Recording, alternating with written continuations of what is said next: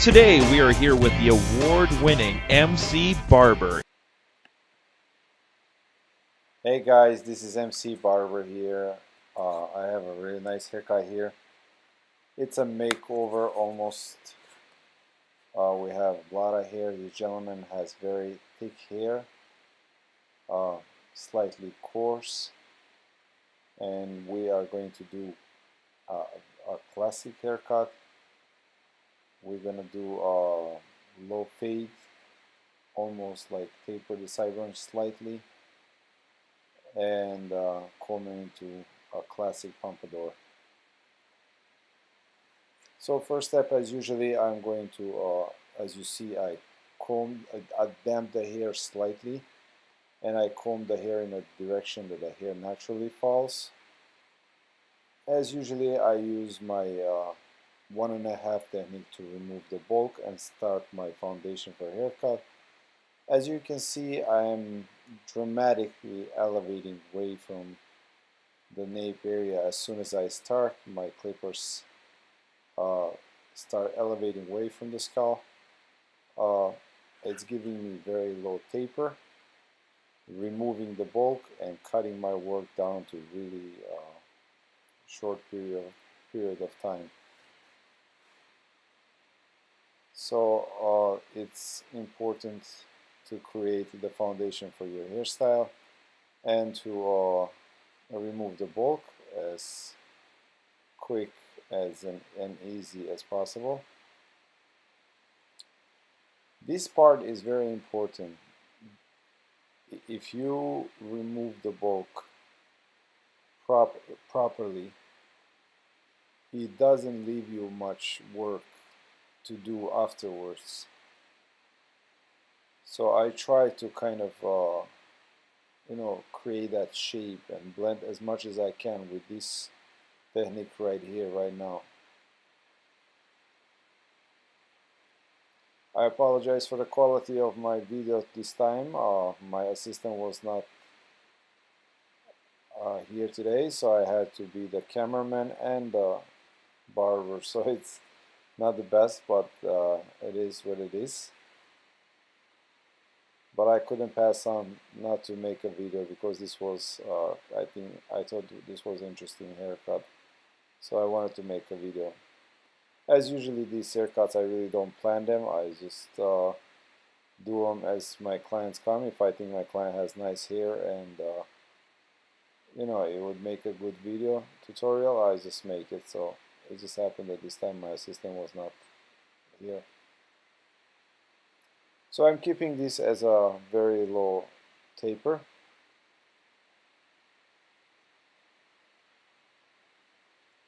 My next step here is to kind of shape him up.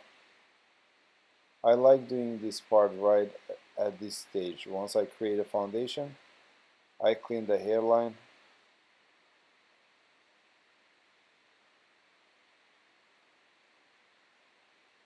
And if I want to do like slight design on the fade or stuff like that, this kind of helps me, gives me a guidelines. So this is one of the reasons that I like to do this at this point.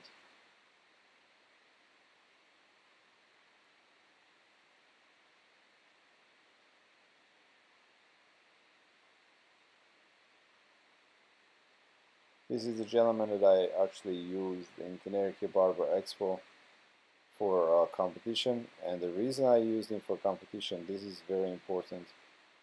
If you check his hairline, his neckline is very wide and he has a full neckline. This is one of the things that you want to look at when you pick your models. You see his hair is thick, it's straight, the color is right, the neckline is good, it has a wide neckline. This type of things you have to look for a model when you select your model for a competition. And to be honest, a model makes huge difference at the competition. You yourself at the competition day, as my coach said once before, you yourself can be 50%, but your model has to be 100%. basically, if you don't have a right model, no matter how good you are, it just doesn't, you know, it will not work. So the models make huge difference. So these are the things that you need to know when you are selecting your model: the texture, the style that you want to do, the neckline, the hairline, the front hairline. All these things really make huge difference when it comes to competition. You have to make sure that the style you are choosing will fit your model as well. So here I'm using my razor that I get so many questions about this particular razor. Of all the razors that are out there, and there are quite a few of them that are similar to this one, this is by far the best one, and I made a quick review video on this razor. Why do I think this razor is the best? Please check it out. It's a review video on this razor. But basically, let me just tell you quickly here, the design of the handle, the fact that it is round, it makes it so much easier to change the angle at which you are cutting. The fact that it has a screw, so when it gets loose, you can tighten it. It really makes huge difference. These things, as you go on and learn and experiment and get the experiment, as you know, with this razor, you'll find out what I was talking about. But you know, these razors, look, in this case, the gentleman has a very thick hair, slightly coarse hair. You want to remove and blend. This is the best tool that you can use. I really love this tool. And another thing is, where do you get it? It's really difficult to get this particular razor. I was getting so many questions. I was checking online, where do you get them? So I actually ordered them directly from a manufacturer in Germany. It's made in Solingen in Germany. I have only limited amount, and I'm selling them on eBay. So every video we post now, it has a link to our eBay, so you can get them directly from us. Unfortunately, I don't know if this particular razor, the company will make it anymore, because I think they discontinued it because of the price. It's slightly high, but I'm gonna try to go back to the company and talk to them to actually keep on making this particular razor, because it's such a beautiful razor. I have about 15 years experience with the straight edge razors. My coach that is coaching me for the world competition has at least 50 years of experience, and we think that this is by far the best tondero razor or razor for men's hair cutting out there. Anyway, so as you can see, the work that is done with that razor, how it blends and smooths nice, it removes the bulk, thins the hair. You almost sculpt the hair with this razor. As you can see, what's left to do now with the straight edge razor, with the scissors, is really minimum. I don't have much to do with the scissors once I do the razor. However, people say, why not use scissors instead of razor? I get those comments. You can absolutely use scissors. Depends on the hair, it depends on the texture of the hair, depends on the style. For some textures, you don't want to use razor, you want to use scissors. For other textures, you want to use razor. For some cuts, razor makes it a lot easier and it comes out way better. For others, scissors do that. For others, clippers. I love all my tools that I use. I love clippers, I love straight edge razor, I love scissors. They all have their own purpose. Don't be limited barber. Don't think everything is done with the clippers or scissors or just razor. Be complete barber, full circle. Use all the tools, and that will make you only that much better. The bigger the toolbox, the smaller the circle of competition you have. What I'm trying to say is, the more you know, the less people around you can compete with you. So don't take for granted anything. Learn everything that you can.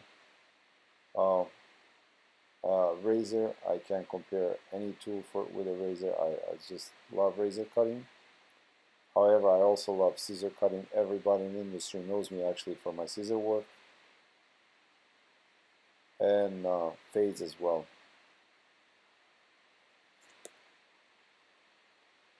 Here now I'm just going to slightly shape him up. I get questioned, do I use shaving gel for this when I shape up? What I like to do, I just like to spray some water and it gets softer. I use short strokes and kind of create that line. Usually when you put gel and stuff like that, it kind of drags the line. It doesn't come out as crisp. But you can use shave gel if you like, it's not a problem. For the top, I just thin the hair a little bit. I'm going to use scissors, kind of trim the ends, and that will be it.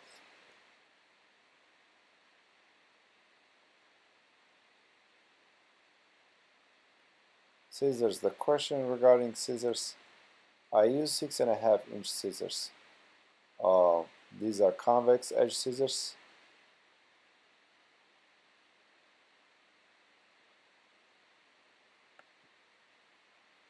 They are 6.5-inch. I believe they are ideal for barbering. I have 7-inch scissors. I think they are slightly too big. 6, I think they are slightly short. For my personal use, I really believe 6.5 inches is a right scissor. However, I'm assuming it depends on your hand. But anyway, between 6 and 6.5, I think is a right scissor for barbering. Here I'm going to do a scissor over comb, although it is blended pretty good with a straight edge razor. However, you can go and refine it with the scissors. As I said earlier, scissors and razor, they complement each other. Now you can see on my hair neckline how I left a straight line down. I did not fade it from 0. I like to leave that so you kind of have that old classic look to it.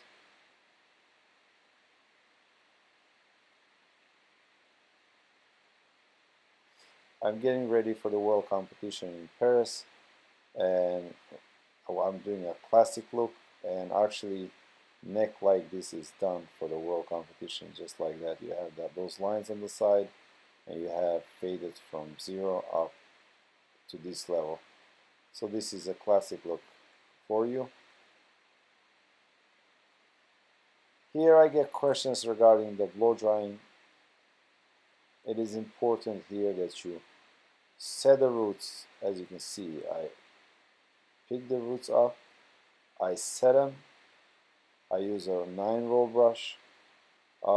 Even though I'm not endorsed by any tool company, I don't mind telling everybody what I use. This is YS Park brush. It's Styliner 9. It's by far my favorite brush to use. It's just the right brush for me, and I honestly think this is one of the best brushes.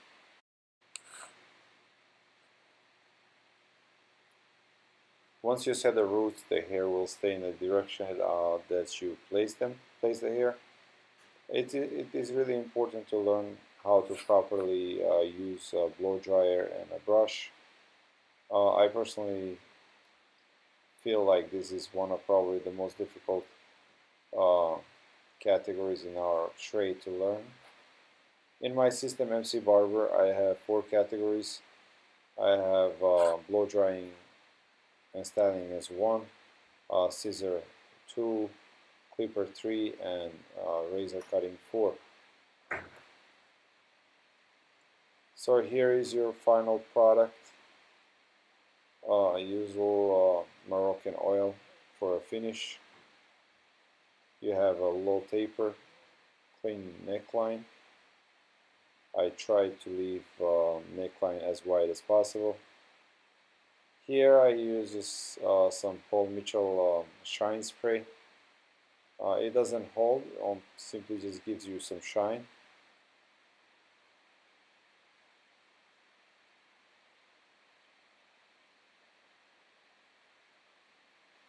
Now when you look, you have really nice shape of the haircut.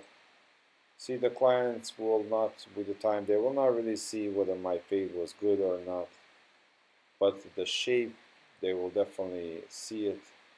It is important the shape is right. So there, here are your some before and after pictures.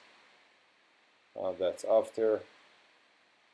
You have a nice slick pompadour with a taper neckline and sideburns area.